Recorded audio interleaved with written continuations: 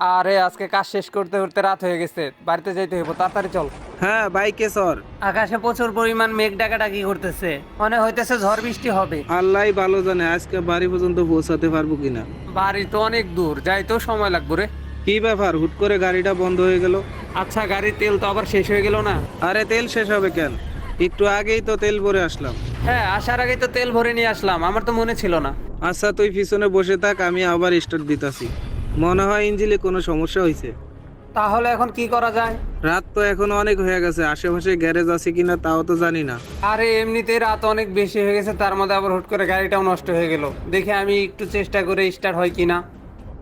আরে ইয়ার স্টার্ট হ, তাড়াতাড়ি হ। আরে আশেপাশে তো অনেক নির্জন। আরে আশেপাশে একদম নির্জন, একটা মানুষও তো দেখতাছি না রাস্তাতে। তো এখন কি করব? চল তাহলে আমরা একটা কাজ করি, এই গাড়িটা আমরা ঠেলে ঠেলে নিয়ে যাই। তাছাড়া কি করব এখন? আরে এই সময় আবার বৃষ্টিও নামলো। আরে নাতিরা, এত গভীর রাইতে এখানে? তোমাদের কি গাড়ি নষ্ট হয়ে গেছে? হ্যাঁ দাদু, আমাদের গাড়িটা নষ্ট হয়ে গেছে। তা আপনি কিভাবে জানলেন? আর এত রাত্রেবেলা আপনি এইখানে? আমি সবই জানি, আর এখানে আমার একটা বাসা আছে। তোমাদের যদি কোনো সমস্যা না থাকে এখানে আজকে রাতটা থাকতে পারো। এমনিতেও রাত অনেক হয়ে গেছে, তার মধ্যে আবার বৃষ্টি পড়তেছে। রাকিব, কি বলিস, থাকবি? আচ্ছা তুই যেটা ভালো মনে করিস। আচ্ছা তাহলে চল যাই দাদুর সাথে, আজকে রাতটা এখানে কাটাই দিই, কালকে সকাল হইলে চলে যাবো। তাড়াতাড়ি করে আসো নাতিরা, তোমাদের বৃষ্টিতে ভিজলে ঠান্ডা লাগবে। আর তোমাদের রুমটা দেখিয়ে দিতেছি, এই যে এই রুমটাতে তোমরা থাকবা। আচ্ছা দাদু, ঠিক আছে। আর আজকে এই বিপদের মধ্যে যদি আপনি না থাকতেন, তাহলে যে কি একটা অবস্থা হইতো আমাদের। ওকে, সমস্যা নাই। তোমরা কি খাবার টাবার খাবে? না না, কিছু লাগবে না, আমরা এইমাত্র খেয়ে রওনা দিছিলাম। ঠিক আছে, ঘুমাই পড়ো, আমি তাহলে চলে যাই। রাকিব, চল ঘুমাই পড়ি। হ্যাঁ ঘুমিয়ে পড়ি, সকালে আবার এখান থেকে চলে যাইতে হবে। বাসায় বেরিয়ে সবাই চিন্তা করব। আরে বাপরে, কি ভয়ঙ্কর আওয়াজ! মনে হয় তো আশেপাশে কোনো জায়গা থেকে বেশি আসতেছে সাউন্ডটা। রাকিব, রাকিব, উঠতো।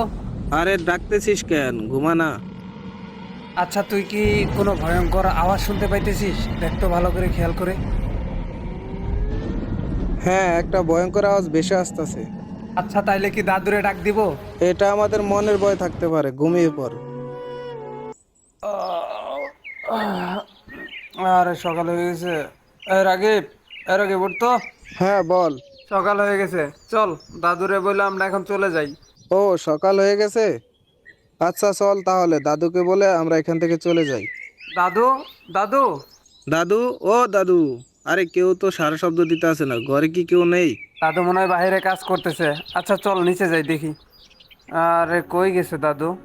আরে বাপরে, এইখানে এতগুলা কবর! এই কবরগুলো তো রাতের বেলা খেয়াল করি নাই। আচ্ছা তাড়াতাড়ি এই জায়গা থেকে চলে যাই, এই জায়গাটা আমার কাছে অনেক ভয় লাগতাছে। হ্যাঁ হ্যাঁ, চল এখান থেকে চলে যাই। আর যদি রাস্তায় কাউকে পাই তাহলে জিজ্ঞাসা করবো এই বাড়িটা সম্পর্কে। আচ্ছা ঠিক আছে, বাইকে বসলাম, ভাই তুইও বস দেখি। আরে গাড়ি তো ঠিক হয়ে গেছে, গাড়িটা না নষ্ট ছিল। ওই তো একটা মানুষ দেখা যায়। ভাই এদিকে আসেন তো একটু।